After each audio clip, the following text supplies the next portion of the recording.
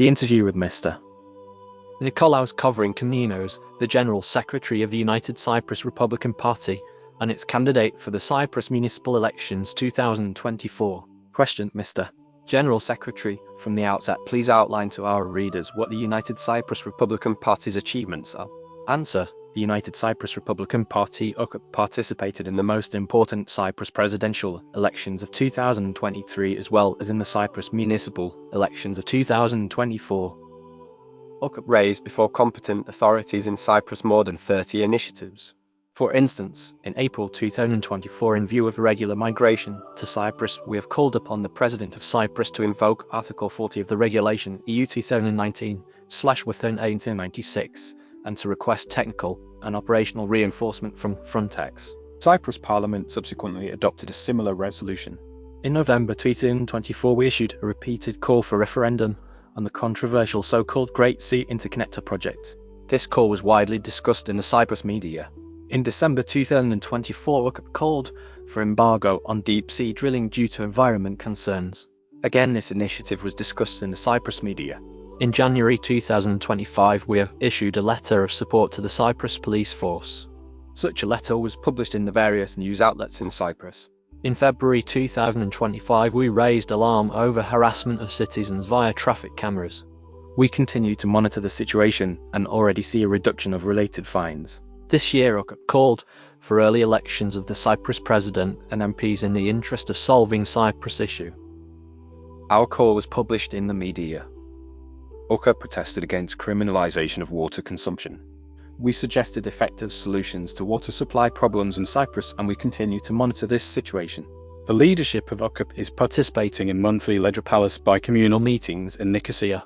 Most recently, we have issued proposals to reverse current EU energy policy during Cyprus' incoming EU Council presidency the next year. These are just few examples of continuous political party building. We invite all active members of Cyprus society to join UKIP.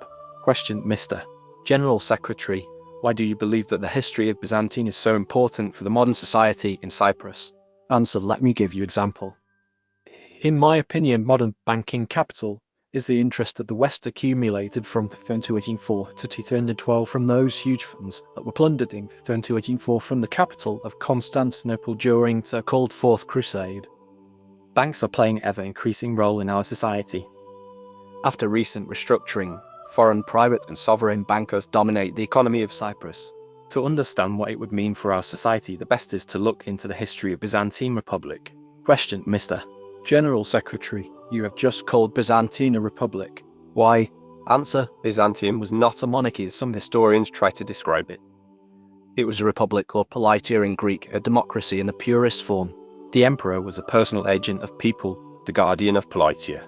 It follows that Byzantium was not terminated in 1453 because no one can terminate the republic by killing the president.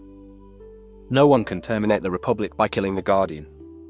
The Republic of Byzantine is still legally in existence as long as it is a collective decision genomy of people. The wealth of the Republic of Byzantine was the property of the people. So we people living here in Cyprus, I believe, do have reivindicatio or right in rem to recover banking capital from foreign private and sovereign bankers. Question: Mr.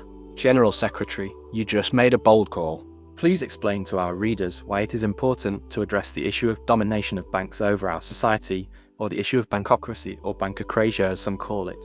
Answer: here again we have to look into the history. The Republic of Byzantine had immense prosperity and unprecedented price stability for almost 700 years from Diocletian's edict on maximum prices 301 AD and onward.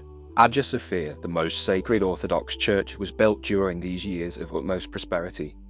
But few historians wrote that one of the backbone of such unprecedented prosperity was strict regulations of banks, or back in the day, so-called money changers. It was strictly forbidden to create large banking houses.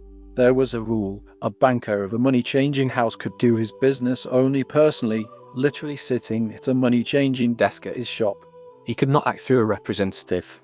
He could not create branches. He could not extend them to the entire state. Turnover was modest.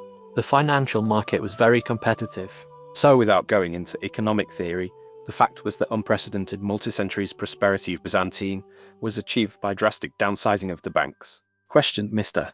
General Secretary, fair enough. But we live in a modern and computerized society.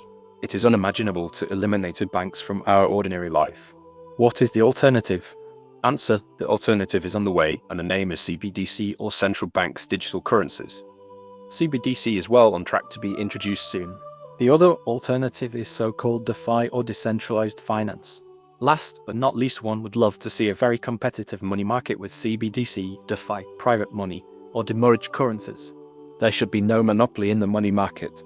Question, Mr. General Secretary, you have mentioned earlier that UKIP have issued proposals to reverse current EU energy policy during Cyprus' incoming EU Council presidency the next year. Please tell us more about it. Answer: let me quote from our open letter to the Cyprus president on the subject. In the aftermath of the devastating fires, heat waves, and electricity cuts, it is clear that Cyprus is a victim of climate change and a victim of existing European energy policy. Europe as a whole, Cyprus included, fall victim of mass disinformation campaigns by various actors. Based on this mass disinformation, sick energy policies were introduced in Europe and consequently in Cyprus. Good examples are a dangerous elimination of the use of fossil fuel in energy production, promotion of the use of liquefied natural gas (LNG), and liberalization of energy market. It is a fact that LNG burning results in both methane and carbon dioxide (CO2) emissions, with methane being a significant concern due to its potent heat-trapping properties. While LNG produces less CO2 than coal during combustion, methane can escape and burn both during the extraction and transport of the gas upstream emissions and from the engines themselves. Methane slip. This contributes to a substantial greenhouse gas footprint that, in some studies, has been found to exceed that of coal or oil on a life cycle basis, undermining the climate benefits often associated with natural gas. Cyprus is surrounded by the sea. It is the sea that produces up to 70% of oxygen and utilize CO2, but the nature cannot utilize methane. So the promotion of LNG-based energy systems should be stopped. Liberalization of energy market and various interconnection programs should be stopped as well. Both liberalization and interconnection create no incentives for the building of reserve capacity. The shortage of electricity in Cyprus during this summer was a direct result of implementing of such sick liberalization program. Our political party published a comprehensive energy program as well as a comprehensive study of devastating impacts of so-called interconnections. We sincerely hope that Cyprus, during incoming EU Council presidency, put a revision of EU energy policy top on the agenda for the benefits of the future generations of Cypriots and all Europeans. End of the interview.